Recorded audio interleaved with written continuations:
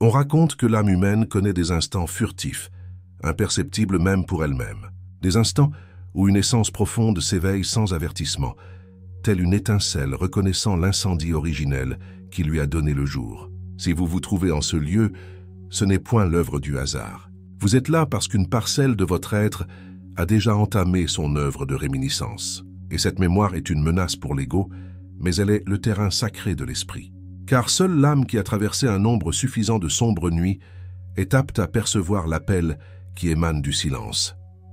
Ceci n'est point un simple divertissement pour l'intellect, c'est un portail, et il ne s'ouvre que lorsque la soif de vérité surpasse la crainte de tout abandonner. Inscrivez dans l'espace des commentaires. Mon âme se souvient, c'est l'affirmation que vous êtes prêt à recevoir, non point par l'ouïe, mais par la profondeur du cœur. Message hypnotique initial. Lorsque l'âme est préparée, l'univers cesse de s'exprimer par des mots et prend la parole par l'entremise des silences. Le maître Rumi énonçait que l'amour divin n'est point une matière à apprendre, mais une mémoire à raviver. Le chemin du soufisme ne consiste pas en l'accumulation de savoir, mais dans l'art de désapprendre tout ce que vous n'êtes pas. Ainsi, l'ultime éveil ne survient pas comme une illumination soudaine, mais comme un dépouillement. C'est la chute de tous les masques, un à un, jusqu'à ce que ce qui demeure soit ce qui a toujours été. Combien de fois avez-vous cherché des réponses à l'extérieur, épuisant votre esprit, mendiant un sens à l'existence? Tout cela constituait une phase nécessaire du périple. La confusion est le voile de brume qui protège le sanctuaire, en attendant que vous soyez apte à y pénétrer. Et votre présence ici indique que cette brume commence à se volatiliser. Le soufisme révèle l'existence de 3 voiles qui isolent l'homme de la présence divine: le moi, la pensée et le désir. Tant que vous demeurez identifié à l'une de ces entités, vous n'apercevrez que des fragments. Mais lorsque l'ardeur de l'amour intérieur consume ces voiles, ce qui se manifeste n'est pas une nouvelle identité, mais la dissolution du moi dans l'unité. Rumi nommait cela le mourir avant de mourir. Et cette extinction n'est pas d'ordre physique, c'est la fin du faux centre qui s'imagine diriger, choisir et posséder. C'est l'avènement de l'être véritable, silencieux et illimité, où n'existe plus de dualité je et tu, mais uniquement l'un. Envisagez un instant que tout ce que vous avez cru être n'est qu'une rêverie au sein d'un songe, que votre trame personnelle, vos succès, vos fautes et vos angoisses ne sont que le vêtement que l'âme a porté pour s'initier à l'expérience terrestre. Que resterait-il si vous laissiez tout cela s'évanouir à cet instant même? Ce qui persisterait est ce que les soufis nomment fana, l'anéantissement du moi dans la présence. C'est le moment où votre prière n'est plus une quête, mais devient l'oraison même. Vous ne méditez plus pour atteindre l'éternel, mais vous réalisez qu'il a toujours été le souffle en vous. Chaque épreuve endurée n'était pas une sanction, mais une convocation. Rumi disait que la blessure est l'ouverture, par où la lumière pénètre. Quand la souffrance devient intolérable, l'âme s'abandonne, et c'est dans cette capitulation qu'elle découvre sa pleine liberté. Car il n'y a point de liberté sans abandon, ni d'amour sans ce vide essentiel. Celui qui tente d'aimer sans s'être vidé n'aime qu'avec des réserves. Mais lorsque vous devenez le néant, l'amour vous comble de la totalité. C'est là le secret du soufisme. Transformer le cœur en un calice évidé, afin que le vin divin puisse y être déversé. Plongez votre regard intérieur. Sentez cet espace qui s'ouvre dans votre poitrine dès l'instant où cesse toute résistance. Cet espace n'est pas la solitude, c'est l'expansion. C'est le signe précurseur de l'éveil. Beaucoup le prennent pour de la mélancolie, mais il est en réalité l'extinction du tumulte. Et dans ce silence, vous commencez à percevoir quelque chose de neuf, non une voix extérieure, mais une vibration, un appel. C'est la réminiscence de votre origine. Vous étiez assoupi, rêvant que vous étiez quelqu'un, et voici que le songe commence à se fragmenter. Lorsque Rumi fit la rencontre de son maître, Shams de Tabriz, son intellect s'effondra. Tout ce qu'il savait s'évanouit. Toutes ses certitudes se dissolurent. Car la lumière ne pénètre pas là où le savoir humain règne. Elle entre là où le cœur se donne sans condition. Shams lui démontra que l'amour véritable ne réside pas dans les ouvrages, mais dans l'effacement du lecteur. Dès cet instant, Rumi ne s'exprima plus comme un homme, mais comme l'écho du divin. Et vous, même si vous l'avez oublié, vous portez le même feu, cette même flamme dissimulée sous les couches de peur, de jugement et de désir. Le soufisme est l'art de consumer lentement tout ce que vous n'êtes pas. C'est pourquoi cela est douloureux. Car le feu de l'amour divin ne détruit pas ce qui est authentique. Il ne fait que réduire à néant l'artifice. Nombreux sont ceux qui s'enfuient lorsque la combustion s'amorce croyant que c'est la fin. Mais les rares qui persistent découvrent que ce n'était pas la fin, mais l'inauguration de la vérité. Êtes-vous disposé à rester pendant que cela brûle, à ne point fuir lorsque l'ego clamera qu'il agonise? Si votre réponse est affirmative, alors votre âme est prête pour l'éveil ultime. La danse des derviches n'est pas une simple cérémonie. Elle est la métaphore du cosmos en rotation autour d'un axe invisible. Chaque pirouette symbolise le périple de l'âme gravitant autour du soleil divin. Tourner, c'est s'abandonner au mouvement de l'existence. Celui qui tourne sans axe se perd, mais celui qui tourne en se remémorant le cœur s'unit à l'universel.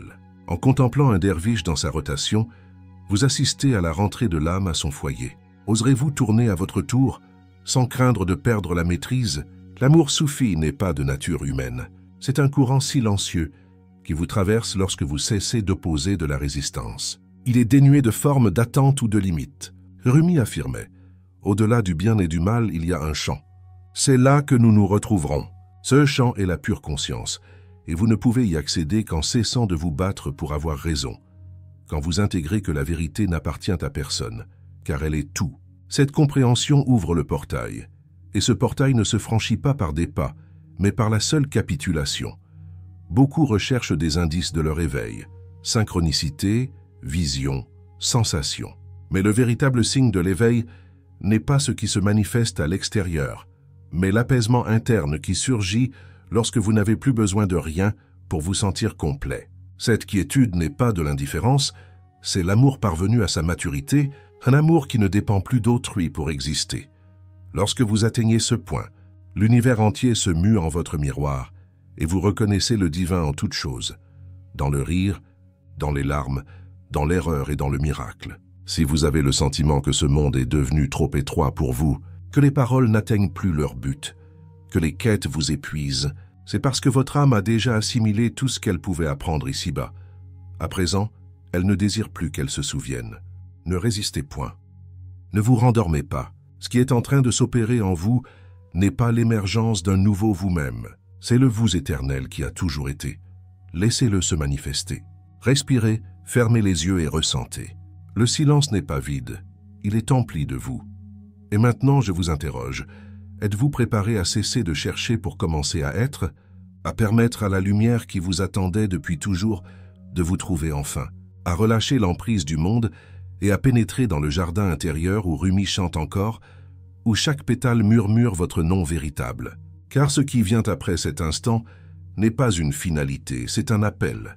La remémoration que le voyage ne fait que commencer, et que les paroles que vous n'avez pas encore entendues sont celles que votre âme attend depuis avant sa naissance. Êtes-vous disposé à écouter ce que seul le silence est apte à révéler? Il existe un lieu au sein de la poitrine où la logique s'éteint et où ne subsiste qu'une interrogation muette, agissant comme un aiguillon. Que feriez-vous si vous saviez que vous n'avez plus rien à préserver? Cet endroit est une porte qui ne s'ouvre ni par l'effort mental, ni par de bonnes résolutions. Elle s'ouvre lorsque l'épuisement de la dissimulation devient plus puissant que la peur de la mutation. Beaucoup cherchent des raccourcis, des exercices, des guides, des formules. Le soufisme ne répond que par une unique invitation.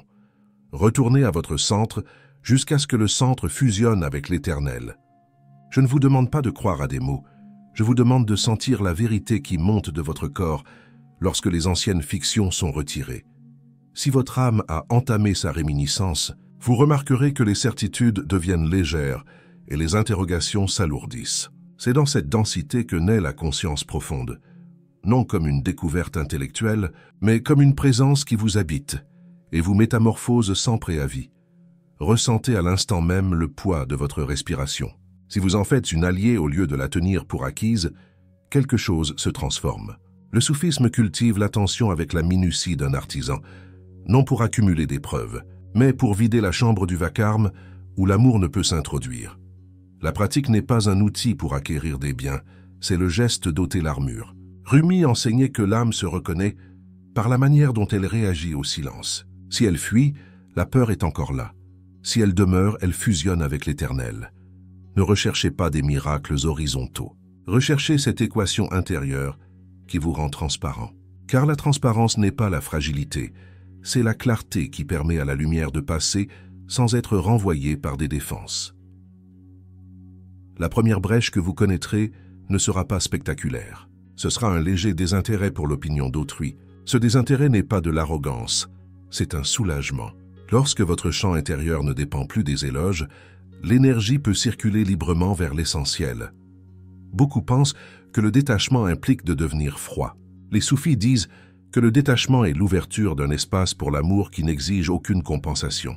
Imaginez une étreinte qui ne demande rien. Voilà ce que le chemin génère. Une disponibilité qui ne s'identifie pas aux besoins, et ainsi petit à petit, vos décisions naissent d'un battement interne, plus authentique que toute évaluation extérieure.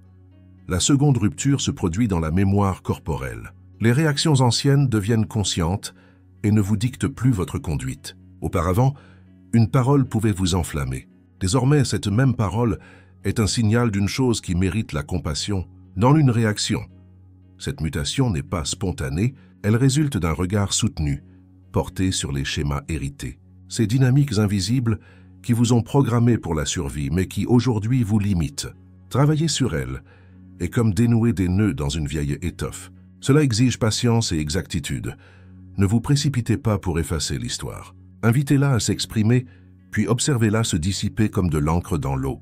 Là où le récit cesse de maintenir le centre, l'âme regagne son territoire. Rumi s'exprimait par métaphore, car l'esprit littéral se prend dans les formes. Lorsqu'il dit « la rose hurle à l'intérieur », il ne parle pas de botanique, il parle du désir ardent qui se déploie dans le corps de celui qui s'éveille. Apprenez à déchiffrer les métaphores internes.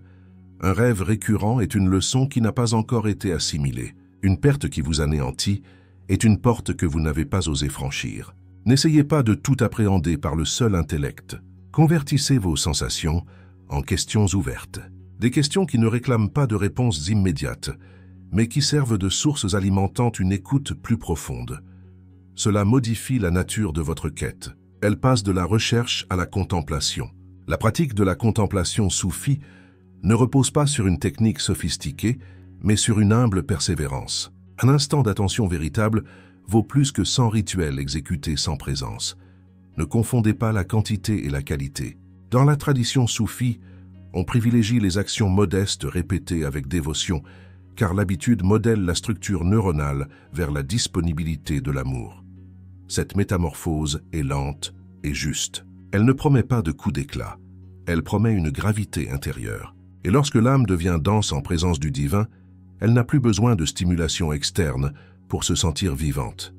Quand le moi s'affaiblit, une clarté apparaît qui ne cherche à rien justifier. Vous découvrez alors quelque chose de surprenant. La vérité n'a pas besoin de défenseur. Auparavant, vous défendiez des convictions comme on protège un territoire. Ensuite, vous réalisez que les convictions sont des cartes, non le territoire. L'humilité qui en résulte n'est pas une défaite, c'est une stratégie d'ouverture. Rumi l'aurait appelée la folie des amoureux. Elle accomplit des actes que la raison ne cautionne pas, car elle obéit à un autre impératif. Ne soyez pas effrayés si vous commencez à faire des choix que vos anciennes histoires ne peuvent expliquer. C'est l'âme qui tisse une autre existence. La communauté soufie, maître, frère, sœur, fonctionne comme un miroir qui contraint à l'honnêteté. Mais soyez vigilants. Appartenir n'est pas répéter, c'est raisonner. Ne restez pas là où l'on ne vous dit que ce que vous désirez entendre. Le maître authentique est celui qui éveille votre responsabilité intérieure sans vous transformer en dépendant.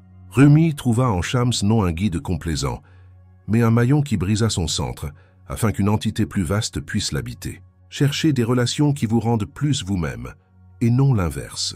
La dynamique mature est celle qui provoque votre vérité, même si cela est douloureux. Au cours du voyage, des épreuves se présenteront, non comme des châtiments, mais comme des ajustements. Une perte peut désactiver des angles morts et éveiller des sens assoupis. N'interprétez pas la souffrance comme une sélection négative. Interprétez-la comme une taille qui fait place à une floraison différente. De nombreuses personnes racontent qu'après une perte, une voix intérieure plus limpide se manifeste. Ce n'est pas de la magie, c'est le résultat de la réduction du bruit émotionnel.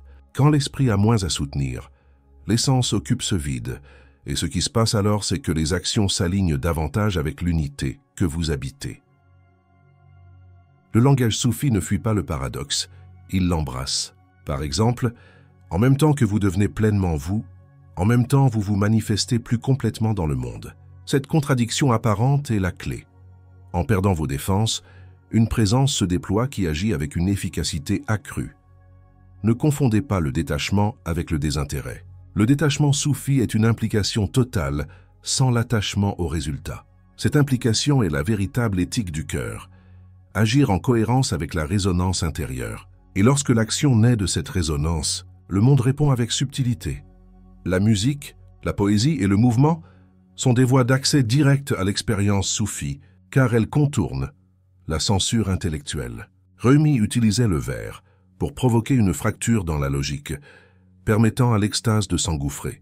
Écouter un poème véritable, c'est recevoir une clé qui ouvre un recoin de l'âme que vous ignoriez. Ne sous-estimez pas la puissance de la beauté simple. Une mélodie peut désarmer les dogmes et créer un accès à la compassion.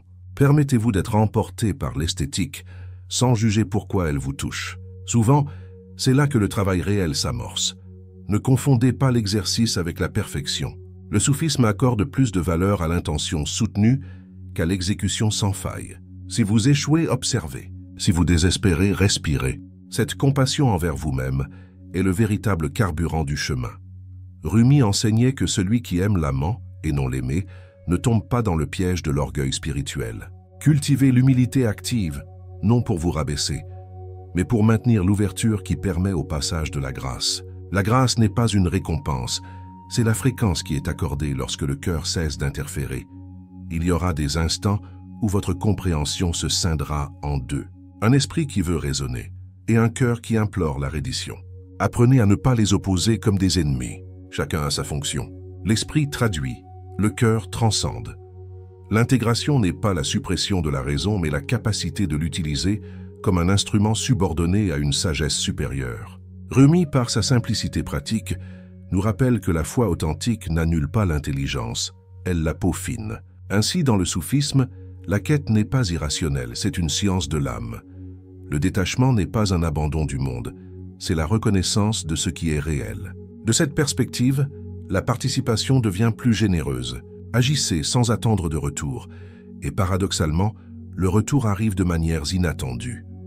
La générosité authentique est une expérience énergétique. Celui qui donne depuis le manque s'appauvrit. Celui qui donne depuis l'abondance intérieure s'étend. Observez vos motivations lorsque vous aidez. Si vous recherchez la reconnaissance, votre action sera entravée. Si vous donnez par le simple plaisir de donner, vous devenez libre. Sur le chemin, une question persistante apparaîtra. Qui est celui qui désire s'éveiller? Posez-la sans crainte. Ce n'est pas un exercice de l'ego. C'est une investigation qui dissout le regard limité. En maintenant cette question comme un miroir, vous verrez d'anciens visages et des masques tomber. Ne cherchez pas des réponses définitives, cherchez l'honnêteté. L'honnêteté envers vous-même est le premier acte de révolution sacrée. Lorsque vous vous engagez envers votre vérité interne, la vie réorganise ses éléments pour que votre cœur respire avec plus d'ampleur. Le paradoxe de l'amour soufi est que sa pratique intensifie la souffrance et la transmute simultanément. Ne soyez pas alarmés par ce fait. Le feu n'est pas un poison, c'est une purification. Si vous fuyez le feu, vous resterez avec des vestiges qui symbolisent la sécurité, les relations aisées, les certitudes fabriquées, les refuges prévisibles. Celui qui accepte la flamme, même si elle brûle, découvre qu'il ne se consume pas, il se transforme. Rumi l'exprime par des images simples, car la profondeur n'a pas besoin de complexité pour être efficace. Permettez à l'intensité de vous traverser comme une rivière qui polit les pierres. Lorsque la conscience se déploie, les priorités se modifient naturellement. Ce qui vous semblait auparavant indispensable perd de son attrait, et ce qui était marginal prend de l'importance. Ce n'est pas une stratégie morale, c'est une relocalisation énergétique. Observez vos choix récents. Où vont votre temps, votre attention, votre argent? Ces décisions sont les thermomètres de votre niveau d'éveil.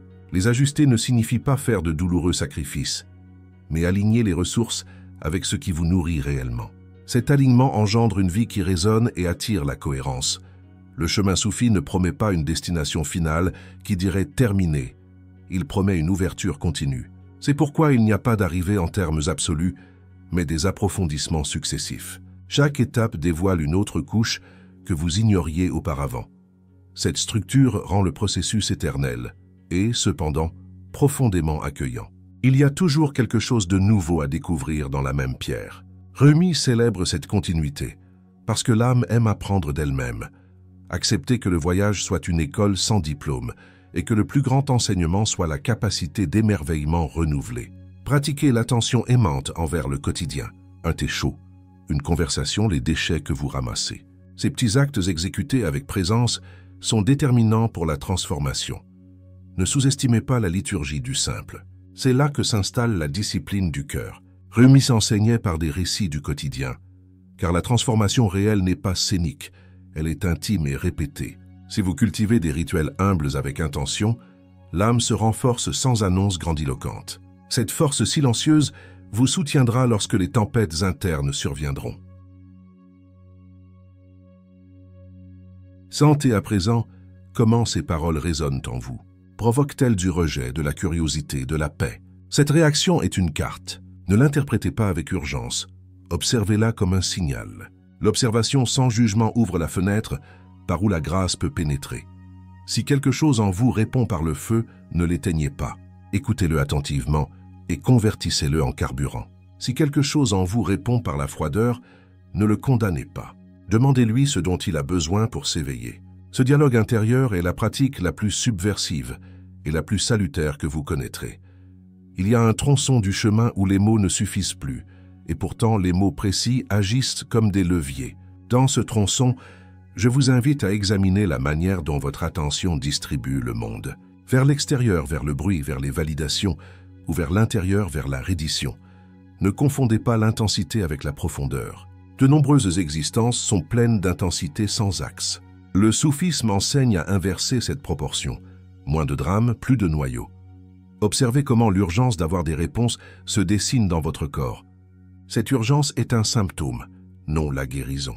Lorsque l'urgence se transforme en patience active, la boussole interne s'aligne sur une source plus subtile que toute étiquette. Ici, je ne vous demande pas plus d'efforts, je vous offre un ajustement. Cessez de courir après les résultats et commencez à vous accorder à la fréquence qui produit des résultats sans tiraillement. La pratique n'est pas une tâche supplémentaire sur la liste, c'est la qualité avec laquelle vous respirez chaque geste. Faites n'importe quoi avec une présence totale et vous verrez comment son goût change. Laver un verre peut être un rituel. Parler à un voisin peut être une initiation. Rumi l'enseignait avec des images simples, car la vérité répond aux pratiques. Vous n'avez pas besoin d'austérité spectaculaire pour avancer. Vous avez besoin de cohérence intime. La cohérence est une force qui attire les circonstances et la clarté. Si vous courez après les techniques, vous resterez dépendant. Si vous cultivez la présence, vous devenez autonome dans le contact avec le divin. C'est l'inversion de paradigme qui ne s'annonce pas, elle se vit. Moins de formules, plus d'affinité avec l'instant. Écouter dans le soufisme n'est pas seulement entendre, c'est héberger. Lorsque vous écoutez de cette manière, les voix du passé perdent du volume et la voix du présent gagne en substance. De nombreux guides spirituels demandent une explication externe. La voix soufie vous enseigne à discerner intérieurement. Cette émotion provient-elle de ma blessure ou de la source? Pratiquez l'étiquetage sans juger. Ceci est de la peur. Ceci est un désir ardent. L'étiquette n'est pas une condamnation. C'est un phare qui vous indique où intervenir avec tendresse. À partir de là, le choix cesse d'être une réaction automatique et devient une réponse délibérée. Cette différence crée une autonomie intérieure et modifie la trame de votre vie sans que le monde ne le remarque au premier coup d'œil. L'ironie de la croissance spirituelle est que plus vous avancez, plus vous devenez humble. Non pas parce que vous vous diminuez, mais parce que vous reconnaissez à quel point l'ignorance a été utile à votre apprentissage. Rumi disait que le sage n'est pas celui qui sait tout, mais celui qui se fait petit face au mystère. Cette petitesse n'est pas une défaite, c'est un espace pour la présence. Lorsque vous adoptez cette posture, les grandes affirmations perdent de leur poids et le cœur gagne en voix. Le résultat n'est pas une vie parfaite, mais une respiration plus libre, capable de soutenir la douleur et la joie avec une égale noblesse. C'est cela l'alchimie, transformer le poids en ouverture. La pratique soufie inclut la rencontre avec le paradoxal. Aimer sans dépendre, Agir sans s'accrocher, connaître sans posséder. Cette logique traverse la vie quotidienne de manière pratique. Par exemple, aimer un être cher sans avoir besoin de son approbation quotidienne vous rend plus apte à aimer sincèrement. L'attachement fait s'effondrer l'énergie, le détachement la libère. Il ne s'agit pas de froideur, mais d'amplitude. Rumi l'appellerait l'amour qui ne lit pas, une énergie qui s'étend et n'exige rien. Lorsque votre amour a cette qualité, la relation avec tout change. Travail, famille, art, silence intérieur. C'est une révolution silencieuse qui vous rend moins réactif et plus magnétique. Le corps se souvient de manière que l'esprit ne comprend pas. C'est pourquoi le travail corporel est essentiel. Respiration consciente, petits mouvements, sons qui font vibrer la cage thoracique. Ne cherchez pas de grandes extases, cherchez la cohérence cardiaque. La cohérence harmonise le système nerveux et l'âme. Rumi et les soufis utilisèrent la musique et le tournoiement parce que le corps avait besoin d'un pont vers le subtil. Aujourd'hui, vous pouvez utiliser une chanson, une marche consciente ou un regard prolongé dans le même but. C'est simple et en même temps profond. Le quotidien contient les clés du ciel si vous apprenez à les utiliser. Les schémas hérités fonctionnent comme des programmes invisibles. Les reconnaître est un acte de liberté. Ne les niez ni ne les criminalisez. Éclairez-les avec curiosité. Lorsque vous apportez la lumière à un schéma, son pouvoir se dilue. Beaucoup s'attendent à ce qu'un maître arrange leur histoire. En réalité, le maître enseigne l'outil de l'observation. Rumi ne promettait pas que les fantômes disparaissent sans travail. Il promettait qu'en les regardant avec amour, ils perdent leur tyrannie. Ce regard transformateur est clinique et tendre à la fois, chirurgical par sa précision, compatissant par son intention. La vie intérieure a des disciplines sans spectacle, silence à intervalles, écriture qui déloge les voix, contact avec la nature qui rétablit les rythmes. Ne vous fiez pas à l'intensité dispersée, fiez-vous à la pratique répétée. Ici, la répétition n'est pas ennuyeuse. C'est la machine qui polit le miroir de l'âme. Rumi parlait de longues nuits d'amour parce qu'il savait que la patience soutenue fabrique la vision. Si vous voulez accélérer, faites plus du simple, pas moins. Cette logique inverse la croyance selon laquelle le nouveau et le bruyant sont plus efficaces. Souvent, le petit et le soutenu est le véritable catalyseur. L'identité que vous pensez protéger est faite d'histoires et de défenses. En vous ouvrant, vous découvrirez qu'en dessous se trouve une présence qui n'a pas besoin de défense. Cette présence agit avec efficacité. Décision claire, limites aimantes, créativité sans autosabotage. Ce n'est pas que l'ego disparaît par décret, il s'intègre et devient un instrument moins dominant. Cette transformation se ressent comme un soulagement profond et comme un sens élargi. Quand l'ego baisse son volume, l'âme amplifie sa mélodie. Dans la tradition soufie, le maître apparaît sous des formes inattendues. Une personne, une lecture, une crise. Maintenez une attention docile. La leçon arrive là où vous êtes disposé à la recevoir. Rumi a trouvé des maîtres qui ont fondu le plomb de son esprit pour révéler l'or dans son cœur. N'idéalisez pas des figures externes. L'essentiel est la capacité d'apprendre lorsque l'apprentissage se présente. Cela requiert de l'humilité et une certaine audace intérieure. Dire oui à la vérité même si elle fait mal. Cette décision est le courage qui ouvre les portes suivantes. La pratique collective peut accélérer la transformation parce que le chant s'intensifie par la résonance partagée. Cependant, la présence individuelle est intransmissible. Personne ne peut s'éveiller pour vous. La communauté est un catalyseur, non un substitut. Cherchez des groupes qui pratiquent la présence et l'honnêteté, non la marchandise spirituelle. La qualité du cercle se mesure à la façon dont il vous pousse à être vrai. Rumi valorisait la compagnie qui force au nettoyage intérieur, non celle qui confirme l'ego. La créativité est une voie directe vers le mystère. Écrire, peindre, danser, improviser des mots qui sortent sans plan. Lorsque vous permettez à l'inconnu de s'exprimer, vous touchez des sources que la raison n'atteint pas. Rumi était poète parce qu'il voyait la vie comme une canalisation de quelque chose de plus grand. Vous n'avez pas besoin d'être un artiste professionnel, vous avez besoin de créer comme pratique spirituelle. La création sincère désactive le perfectionnisme et ouvre des portes de sens qui n'existaient pas auparavant. Cette ouverture est pratique et précieuse. Le silence intérieur n'est pas l'absence de pensée, c'est une qualité de présence qui transforme même le bruit. Des pratiques courtes de silence tout au long de la journée sont plus précieuses que des retraites sporadiques s'il n'y a pas d'intégration. Le silence réordonne les perceptions et recalibre les priorités. Rumi nous rappelle que dans le silence, on écoute le sillon où la voix divine passe. Si vous cultivez des fragments de silence, vous commencerez à remarquer les subtilités du guide intérieur. L'éthique du cœur déplace la morale externe. Agir à partir de la résonance interne au lieu des formules apprises. Cela implique de la responsabilité. Lorsque vous agissez à partir du cœur, la cohérence devient exigeante. Ce n'est pas une excuse pour la laxité. C'est une invitation à une plus grande exactitude. La vie se redresse lorsque l'intention et l'action s'alignent. Rumi nous pousse à vivre avec cette exactitude aimante, non par perfection, mais par fidélité à ce qui palpite en votre centre. Le repentir sur la voie soufie n'est pas une culpabilité destructrice, c'est une réparation consciente. Se repentir, c'est réparer le tort fait par de petites actions, en apprenant à ne pas répéter. Cette pratique restaure l'intégrité et vous permet de vous déplacer sans entrave. Rumi valorisait l'acte de revenir avec humilité plus que la lamentation sans rectification. C'est pourquoi la réparation est puissante. Elle transforme la culpabilité en engagement. L'humilité active produit un certain type de leadership. Le leader qui sert sans chercher de titre. Dans vos relations et projets, observez si votre influence provient d'un besoin de contrôle ou de service. La différence est tangible. Le service libère l'énergie chez les autres. Le contrôle la consomme.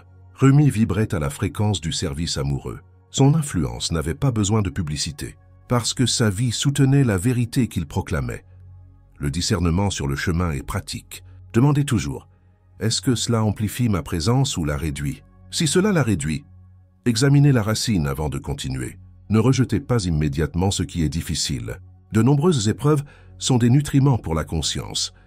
Mais ne vous engagez pas non plus dans des jeux qui érodent votre intégrité. Le discernement est un muscle qui se renforce par l'usage constant et la compagnie honnête.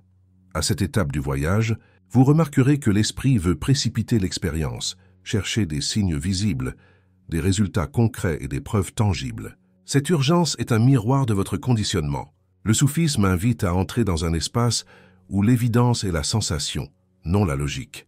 Rumi enseignait que le cœur perçoit ce que l'esprit n'arrive pas à comprendre. Chaque battement devient une boussole, si vous apprenez à l'écouter. Ce n'est pas un exercice mystique compliqué, c'est un retour au bon sens de l'âme.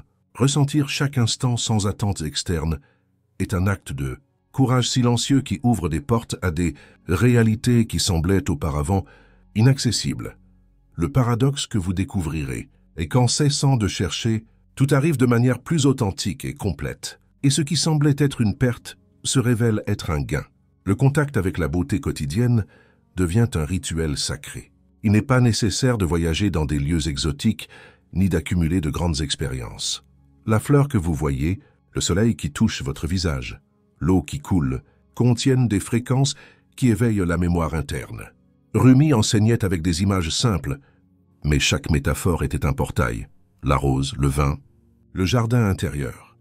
Lorsque vous observez attentivement, vous découvrez que votre perception s'ajuste à l'harmonie qui existe déjà en vous. Cette harmonie ne dépend pas des circonstances extérieures, mais de votre capacité à raisonner avec le présent.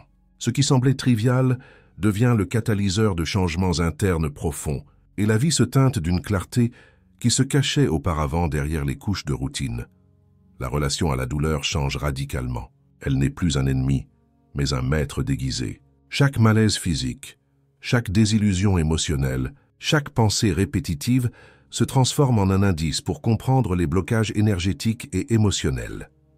Rumi disait que la blessure du cœur est l'endroit où la lumière entre le plus facilement. Cette lumière n'arrive pas comme une décharge soudaine, elle arrive en fragments qui nécessitent attention et abandon. Observer la douleur sans y résister est un acte d'alchimie interne. Elle transforme la peur en présence et les fragments de souffrance en conscience élargie. Cette transformation silencieuse est bien plus puissante que toute tentative externe d'arranger l'expérience. Le sentiment de solitude prend une autre dimension. Il ne s'agit pas d'isolement. Il s'agit d'entrer dans la compagnie de soi-même.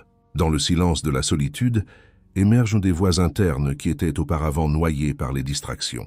Cette intimité permet aux archétypes soufis de se révéler. L'amant, le chercheur, le maître. Rumi enseignait que la véritable union ne dépend pas de la proximité physique, mais de l'harmonie du cœur. Apprendre à être seul sans se sentir incomplet est un pas vers l'indépendance spirituelle et une ouverture à la compassion authentique envers les autres. Le paradoxe, Plus la rencontre avec soi-même est profonde, plus le contact avec la totalité le devient.